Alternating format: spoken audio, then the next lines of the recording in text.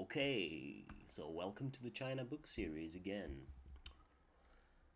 This time I thought I would do something a little bit more specialized for people who already study Chinese, and I think this episode will turn out to be more of a longer exposition on a single theme, which might be useful for those who are interested, but I think it might also help to back up some of the arguments that I'm making in the series on Hanyu. And I also want to summarize my thoughts about this book that I've been reading, which is by a guy called Sinian, who was a scholar of the Republican period, that is, the period before the Chinese Communist Party takeover of China. And he died in 1950, so it's quite an old book. And this book is called 姓名古训政变, which I guess you can roughly translate as comments on the philology of nature and fate. Nature and fate, that is 姓 and 命. And this is a philological inquiry into two very crucial terms of early Chinese philosophy, namely nature, 性, which is the specific nature of a certain thing, and then fate or destiny, which in Chinese is 命. And what I thought I would do here is to recapitulate Mr. Fu's argument in this book, but I thought I would start by backing up the discussion a little bit. So one of the great philosophical debates that have gone down in history from the golden age of Chinese philosophy is the debate about human nature. And this is a theme that is very prevalent in early Confucian thinking, and it's a debate that eventually led to the establishment of a certain orthodoxy, namely the position that human nature is fundamentally good, or that human beings by virtue of their nature are fundamentally good. And this position, the fundamental goodness of human beings, is perhaps the most important tenet held by the philosopher Mengzi, or as he's known in the West, Mencius. So in time we are around the 4th century BC, so it's far before the establishment of the unified Chinese state. And the opposite position, that human nature is fundamentally evil, was held most famously by the philosopher Xunzi, who lived somewhat later than Mencius and who quite obviously formulated this position in deliberate contrast with Mencius' opinion. And in their historical context, both of these thinkers broadly belong to the school of Confucius, the so-called Rujia or classicists. And Confucius himself actually didn't declare his position on this question of human nature, which is the reason why thinkers who considered themselves as working in his tradition were able to reach diametrically opposed views on this subject. But despite that, later generations came to consider that Mencius, with his idea of the goodness of human nature, was the true canonical transmitter of the genuine Confucian teaching. And Xunzi, who taught that human nature was evil, he has been assigned a sort of secondary, non-canonical position by later generations, even though there are certain indications that his position actually was closer to Confucius. I will get back a little bit to that later. This is the nature debate. And the other word that's under consideration in this book by Fu Sinian is the idea of fate. I won't talk so much about fate today, but this word, or this character, Ming, shows up in the modern Chinese word for destiny or fate, 命运. But this character has kept its various meanings even into the modern language. So apart from the meaning of fate, we have, for example, 命令, which means to command or to order. And we have 生命, which means life. And in antiquity, the most important philosophical term that employs this term, or that employs this character, is the idea of 天命, which is the fate of heaven, or as it is usually translated, the mandate of heaven. And this was a concept that was used about rulers. So you could say that the present ruler had the 天命, the mandate of heaven, to rule the world. And if a ruler was overthrown, people would say that this ruler had lost the mandate of heaven.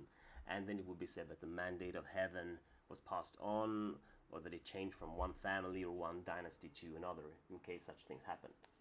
And the idea is basically that there is a certain transcendental source of earthly power, and you can see that it's not quite unlike from the idea in Europe that the king ruled by the grace of God. But I thought that I would talk a little bit more about the first word, xing, or nature. And I'm recapitulating the argument from Sinian here. And he talks a lot about the character, the written character for xing. And the character for xing looks like this. And as you can see, it's a radical phoneme type character. Or you know that if you know Chinese a little bit at least, which is the most common type of character in all of the language. So we have the phoneme here, sheng, together with the heart radical on the side. And the interesting thing here is that in the case of this character, the relationship between the phoneme sheng and the word xing is not simply phonetic. So it happens to be that the word xing is etymologically descended from the word sheng. And the word sheng, as you know, means to be born or give birth, come into life, come into being.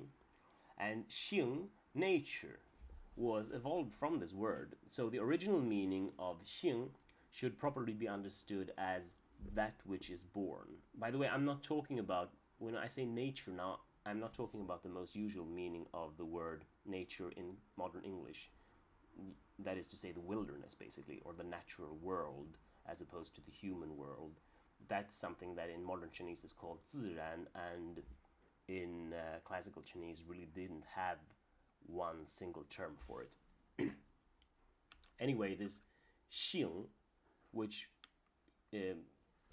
by looking at its etymology you can understood as that which is born, there is a very tight connection between this thing that's usually translated as nature and the idea that something is inborn. And this means that the right way to think about the concept of xing in Chinese is that it hasn't anything to do with a priori categories, because there wasn't any concept for that. And it has more to do with the way something comes into being. And the interesting thing here, which is explored in this book by Mr. Fu, is that when we look at the linguistic context of the debate about human nature, in the time of Mencius and Xunzi and their debate, this crucial word, xing, which is the subject or the object of their debate, it hadn't yet completely differentiated from the word sheng. So back then, in the 3rd or 4th century BC, the word nature was more like a nuance of the basic meaning of being born or come into being. And the separate character didn't exist back then either. So what Mr. Fu says in this book is that when we look at any pre-imperial Chinese text, to arrive at a more authentic version of the text, we can basically substitute the simple sheng for xing everywhere where the character occurs. And the reason that we have xing in all these texts today, even though the character didn't exist when the texts were composed, that has to do with that there have been many generations of copying and editing of these texts since then, which have sort of established the reading of xing for those occurrences where the meaning is perceived as being closer to the later word xing.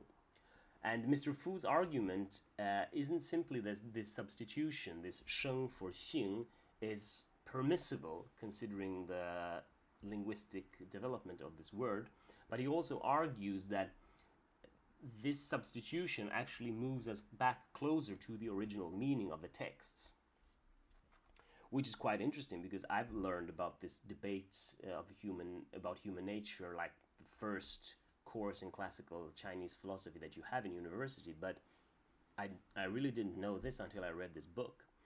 And I guess we could say that if we're historicizing, we could say that we're dealing with this sort of situation where a debate about the nature of human beings is starting to take place in a context where the only real linguistic tool for speaking about the whole phenomenon is the idea of being born or coming into being with all the possible nuances that are sort of implicit in that.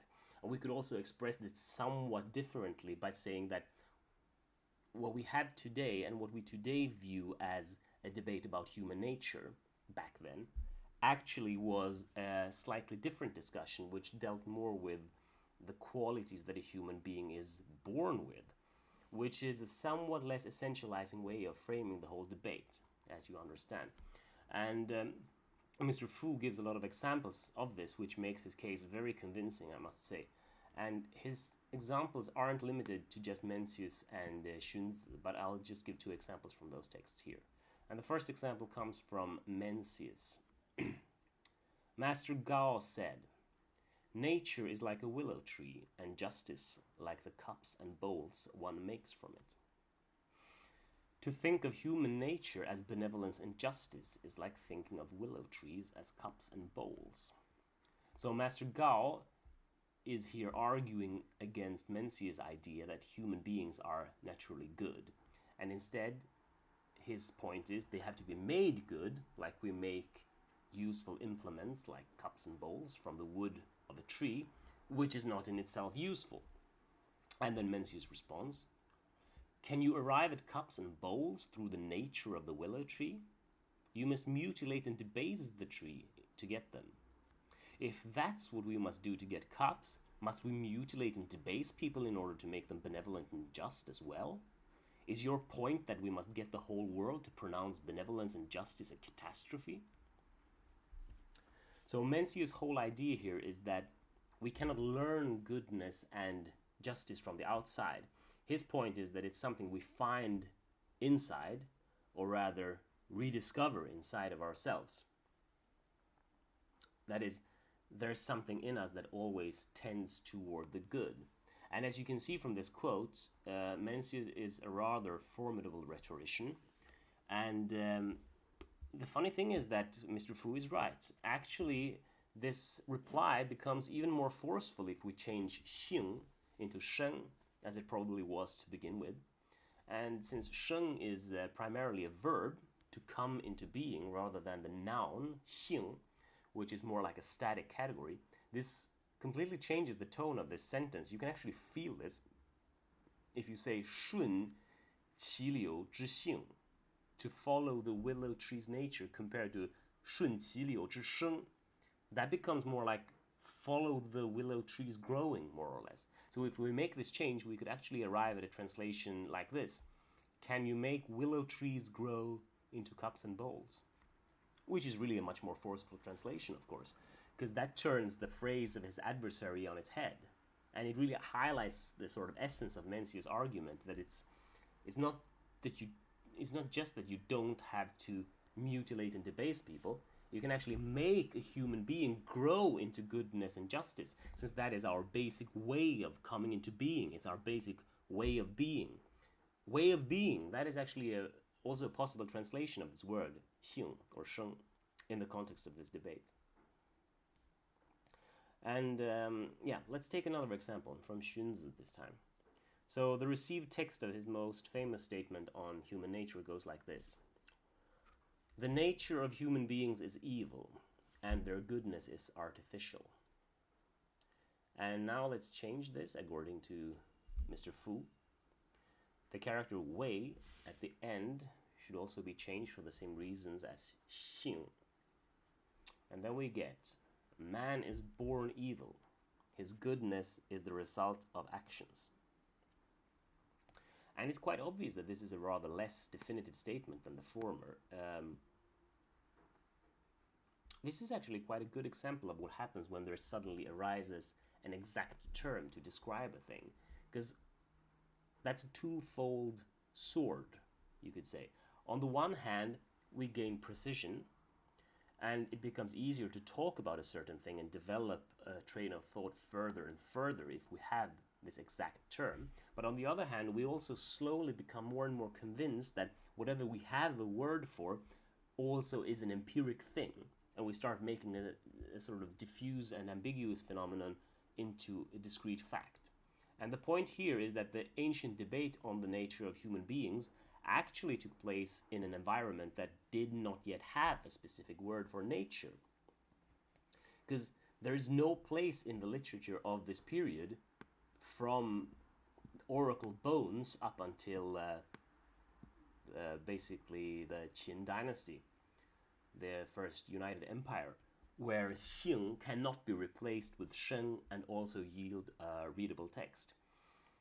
So when we look at Mencius and Xunzi's time, this was a period where the meaning of the word Sheng was sort of branching out into a certain noun-like signification, which probably was distinguished from the original verb use by a difference in tone or something like that. But that's very difficult to tell today, of course.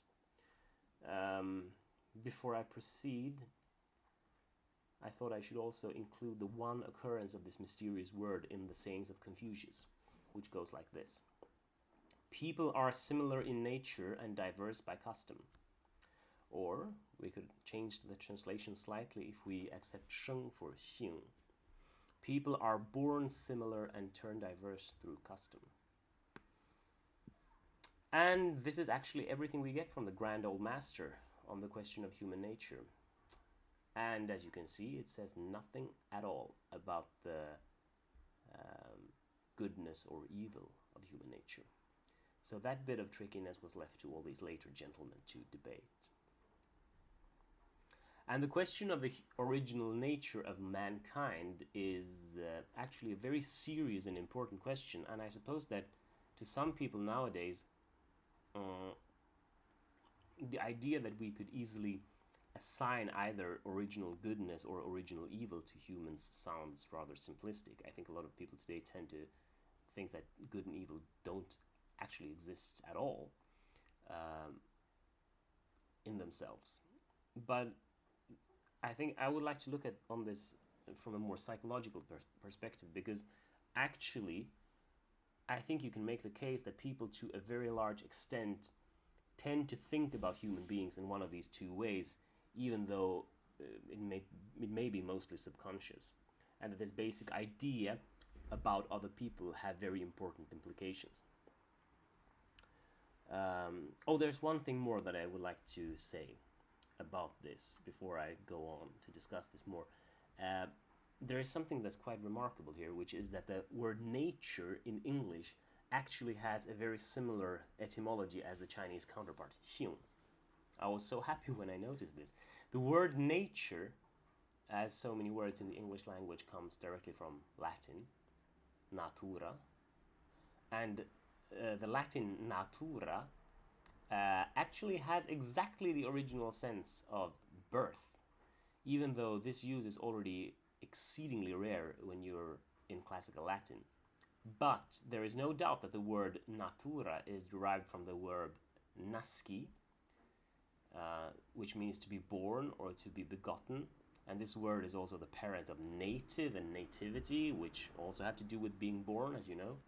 And the reason I think this is so interesting is that there are so many cases in Chinese where important philosophical terms simply don't have an adequate English translation that really satisfies the full meaning of the word.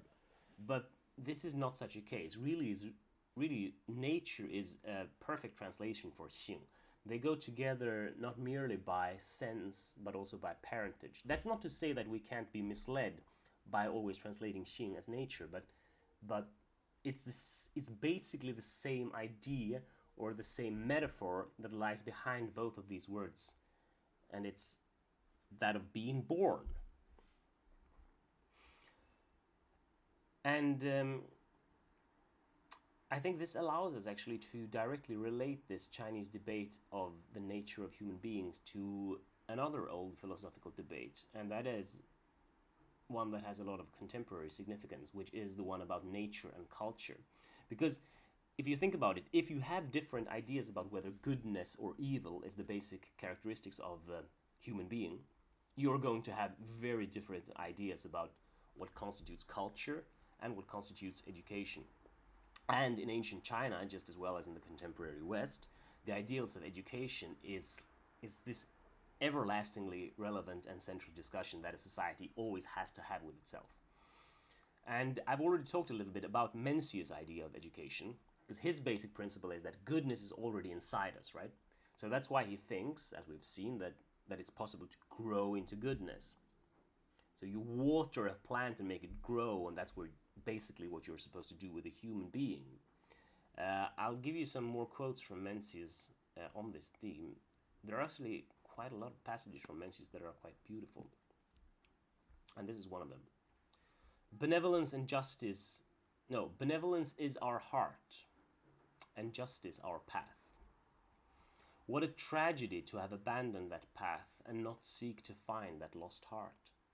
A man will go seek every chicken and dog that's been lost, but the heart he has lost he does not seek. Yet the way of learning is none other than to seek this heart that's been lost. So as you can hear, there are clear religious and sometimes even mystical overtones to this message of the truths of the heart.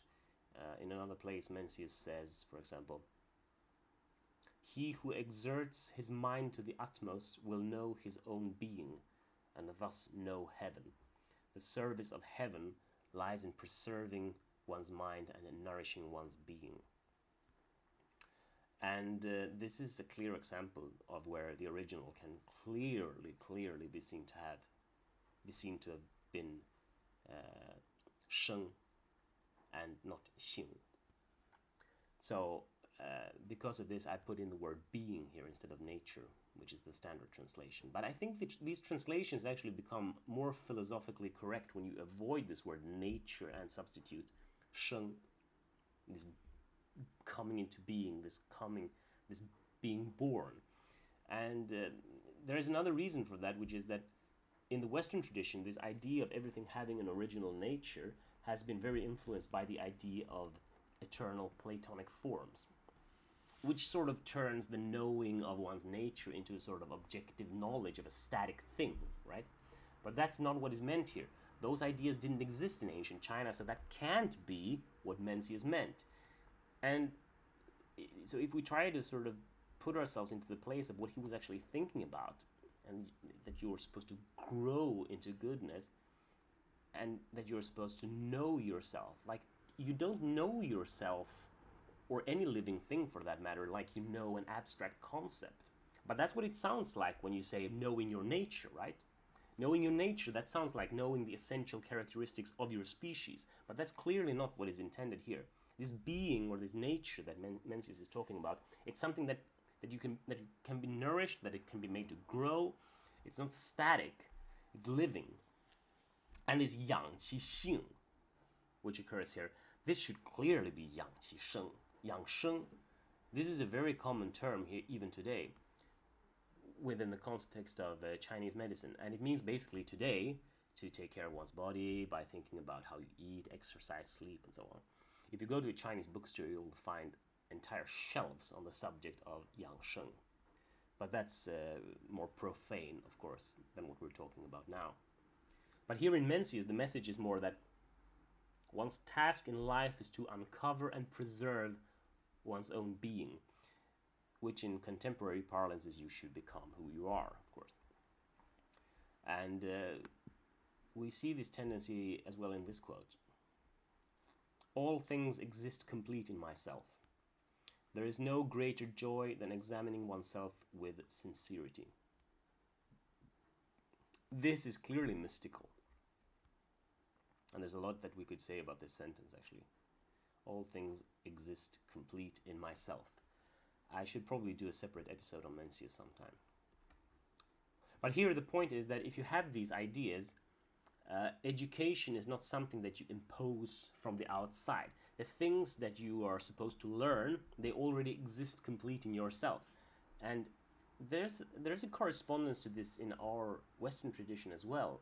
If you go back to the Latin etymology of education as well, education, also a Latin-derived word from the verb educere, which has the basic meaning of to lead forth, and secondarily to bring up, to rear. And it can be used about both plants and animals as well as humans, which is kind of interesting, right? You wouldn't say that you educate a cat or educate a plant or educate a cow. You can educate a dog, I suppose, but that's something else. But educere in Latin, that's a task that is performed by nurses and gardeners. You bring up and nourish a living being in order to lead forth its inner goodness, I suppose Mencius would say. This is educere, education. So the parallel to Mencius' idea of making goodness grow from our basic nature, it exists implicit in our word for education. And if we go to look at the political plane, if you have ideas like this, I would say that these ideas lend themselves very well to progressive and even revolutionary movements. And actually Mencius is well known for pronouncements that today are interpreted as democratic tendencies, sort of, kind of. Because he's well known for the idea that it's right to rebel against the tyrannical ruler, for example. Because it's not so strange, right? If you're good inside, or the center of your being is goodness, well, then you deserve not to be ruled over, right? You deserve to be the master of yourself, not somebody's slave. And when it comes to yourself, your primary objective should be to be yourself as much as possible. And maybe even to rid yourself of all the contaminating influences that other people have on you. And if we look at the opposite position, the position of the evil of human nature, that has a completely different emphasis. Because this position begins with the observation of the state of disorder in the world, and the state of disorder in most people's minds. So when you say, like Xunzi, that the human being is evil, that means you very clearly see that the various natural tendencies of the human heart, our desire for wealth and status, our hunger for possessions, our rapaciousness, our sexual mania, all our aberrances. And you say, away with all idealism. These things are what actually unite human beings. No one is exempt from these things. And no person will rise above the condition of the animal unless one studies and through proper observance of the rules of society, and thereby tame this inborn nature. So this is essentially a naturalistic and practical perspective, I would say. And the collection of Xunzi's writings, as they have been handed down to us today, begin with an essay called Admonition to Study. So his message actually is most centrally the perfectibility of the human being.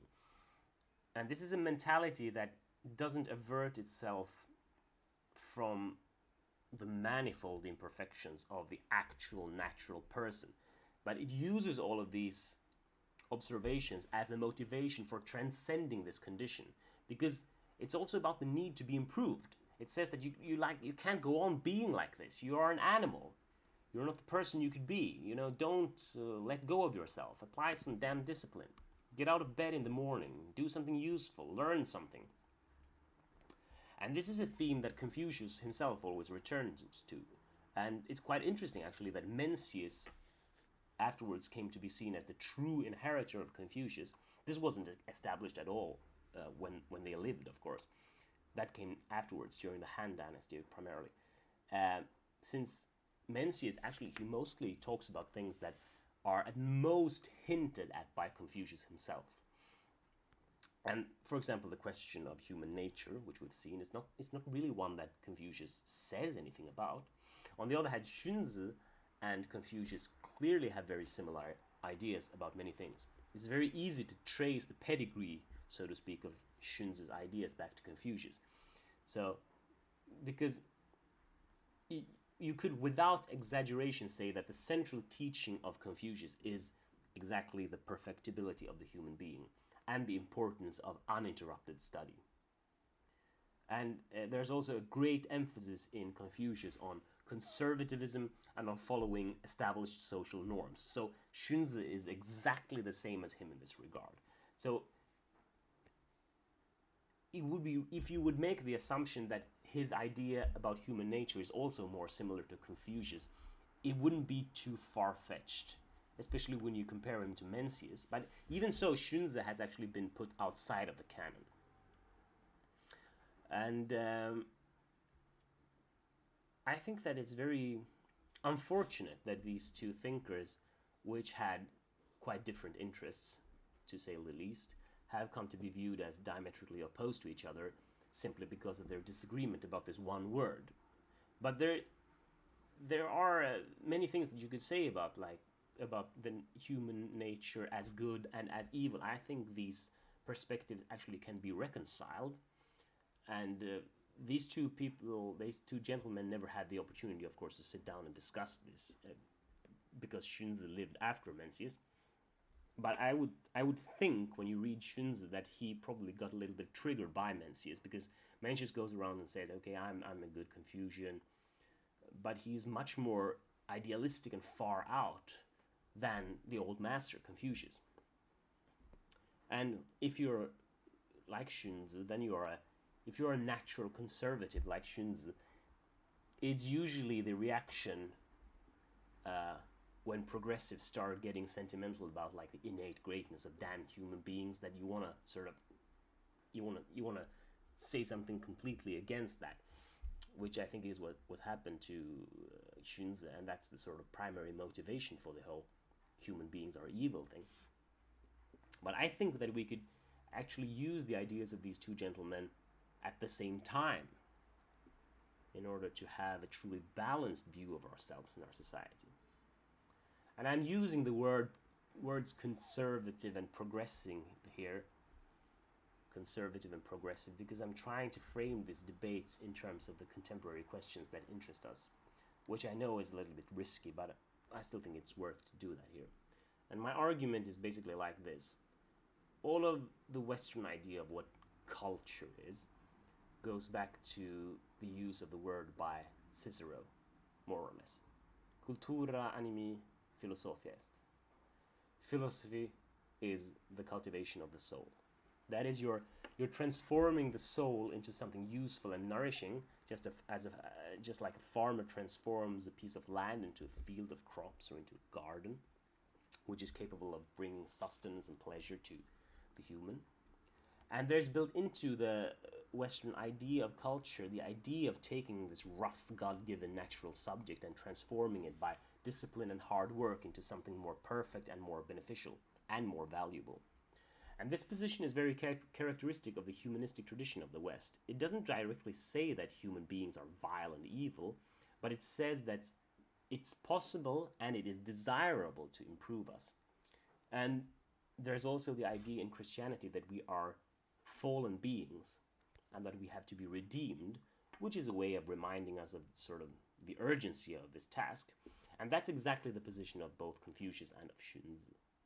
And in the West, this is like the right-wing position about culture, contemporarily speaking. And it's growing very strong right now, right? Because the idea is that this improvement of ourselves should be anchored firmly in the wisdom of the ages, which is an old idea.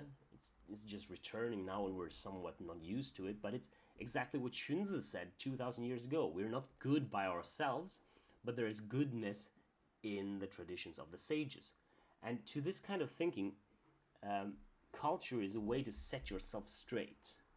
And to do that, you really have to focus on the less flattering sides of human nature, and you have to see that there's actually something wrong with yourself, and that if you're going to become something good, you have to work really hard to elevate yourselves from what's generally a very undesirable starting position. And that's also why right-wing people are generally more prone to talking about responsibilities than rights, of course. And I think it's miraculous that this is actually becoming a sort of trend on the right today. You would have thought that was completely impossible just a few years ago. But I think this attitude towards human beings, it comes forth very clearly in the right-wing view on immigration as well. Because if you are like this and you think this way about people, well, then of course you're much less likely to think that immigrants are these noble creatures that try to make their righteous way in the world, or that they're victims that have to be taken care of. No, they're probably scum just like the rest of us. We have to make demands on them to set them straight, or you have to erect borders to keep them out when they don't behave well, and so on and so forth. But that's sort of the Xunzi perspective on culture and it sort of derives from your basic view of what human beings are like. But there is also an opposite trend to this, which exists at the same time, not just in the culture. I would say that it exists at the same time in single human beings. And you could say that that's the progressive or the left-wing view of culture. And of course, it's not necessarily the traditional 20th century left-wing that I'm talking about, because that sort of thing is I would say, fighting a losing battle in our politics today. It's way too confused and it doesn't know what it wants. But that doesn't mean that the sort of eternal left that I'm speaking of here is really going anywhere. I would say that the position that human beings are inherently good is more or less the position of this eternal left. It's the Mencius position. And the whole ethos of the contemporary West, our sort of secular religion, which is the inalienable rights of humanity, human rights, that's an expression of the same psychology, even though in the West we've inherited that from Christianity rather than from Confucianism. But we are made in the image of God, basically, according to this perspective. And God, in his essence, is goodness, and that's been transformed into the idea of human nature and human rights. And I think the representatives of this eternal left today are exactly the ones who are so firmly committing to defending human rights in every way. And I think that this is exactly the idea of the fundamental goodness of human beings that lies at the heart of this. So the issue about immigration is really a very good example, because immigrants are people that most people, if you think about it, even if you're right or if you're left, like, you really don't know very much about them. If you think about that, like, how much do you know about the situation in Syria or what is needed to sort that out, really? So immigrants become like the projection surfaces of your own basic idea about human beings, or that's the case that I would like to make here, at least. And the left wing's ideas about immigrants is basically that they deserve to be protected and taken care of. So it's like the unknown that this other represents, it becomes colored completely with the idea that human beings are basically noble and that they are wrong victims of sinful injustice.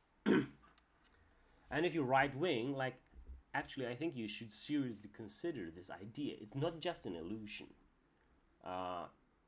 It's true that there is a lot of human philosophy, from the whole idea of the fall in Christianity to the Buddhist idea that human existence is suffering, which is basically trying to explain all the terrible sides of existence and how we might even possibly deserve all of that. But you know what?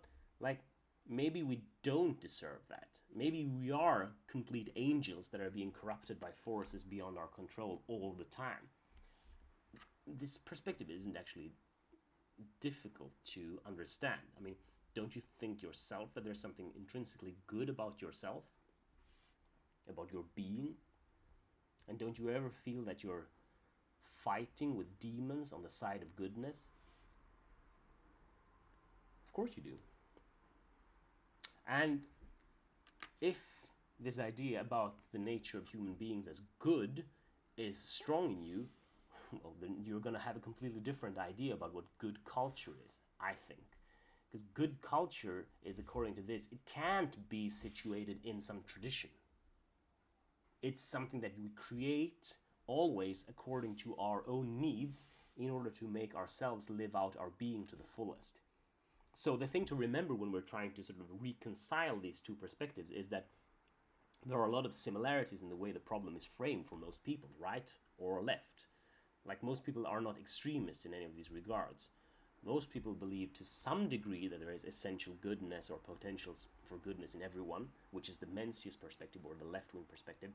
And most people believe that you cannot actually manifest that if people are left without some sort of instruction and guidance, like without the benefits of a positive culture. No one should believe that either. That's the Xunzi perspective. You can have different ideas about what a positive culture means, of course. If you're like right-wing and you think that people are bad, then you think that we should return to the books and schools of the ages. And if you're on the left, you think that we can sort of erect a new and progressive culture, which basically has to be designed to see to that our innermost needs are met, more or less, which is something like Mencius. But no one should think that a human being that doesn't have any culture at all is anything else than extremely impotent. Whatever you otherwise might think about an uncultured person morally. So if we look at this situation or this debate merely from the position of answering the abstract question of is human nature good or evil, well, yes, these two perspectives are irreconcilable, but I would like to think about it more that they create a force field that enables you to think about human beings in both of these ways at the same time. And if you look at it from a more general perspective, a more agnostic perspective, you might say, where you don't feel like you have to sort of take sides in this debate, well, then I think it becomes clear that they actually reveal different aspects of reality, and their blind spots are actually complementary. The problem with the Mencius perspective, or the left-wing perspective, it's mostly practical, because it can't answer the practical question of how should you learn, how should you improve in a world, simply by referring to our original goodness. That's not useful, because the world is difficult to live in and we have to solve a lot of problems that deal with skill and limited resources. And you're like, I'm a good person. Yeah, well, what are you going to do with that? And the problem that Xunzi cannot answer, the right-wing perspective, is theoretical. Because the norms of society that you have, and the norms for the good, which you are convinced that you can follow, which always works, actually, these things that you're striving to live up to all the time, or the things that human beings have constructed through the ages, through study, through hard work. Where do these things have their original justification? That's a problem you can't answer if you just say like human beings are bad. And if you have that right-wing perspective, I would say, the danger is that you forget that the final justification for all of these structures, all of these traditions in society, is actually the development of goodness in the individual, which is exactly the thing that Mencius establishes as a philosophical absolute. So I would like for people to develop a broad-minded attitude about these things, whether it's the theoretical debate about the nature of human beings, or the conflict between left-wing and right-wing, where you should try to reach a position where it's possible for yourself to embody in a positive and meaningful aspect all of these various political ideas in order to arrive at a synthesis of these perspectives. And since I'm always like making advertisement for the study of ancient thought and the ancient languages, I would say that this is exactly what the study of this subject is so good for, because it forces you to approach this very strange material in a sort of empathetic way in order to make it understandable. Because you have to make these texts echo in your being in a way. You have to find the strings within yourself that respond to the words of the ancients. And then you have to try to actually stand in this position and see, like, what do these words mean to me if they were true? And then you can actually start embodying something that you had no idea that you were before. And then you learn to do that, and then you can do it with newspaper articles and people that you don't agree with, and then you will be surprised how broad you can be. And it has a twofold use. If you continue to speak with these two thinkers, if you were Mencius, you could say that the point of this is to discover your original goodness and wisdom, which is true. And if you're Xunzi, you can say that, yeah, the point of doing this is to discipline your evil and partisan nature, which is also true. So there's nothing that cannot be gained from doing this. And that's where I'm going to end this video right now. So thank you for listening, those of you who listened.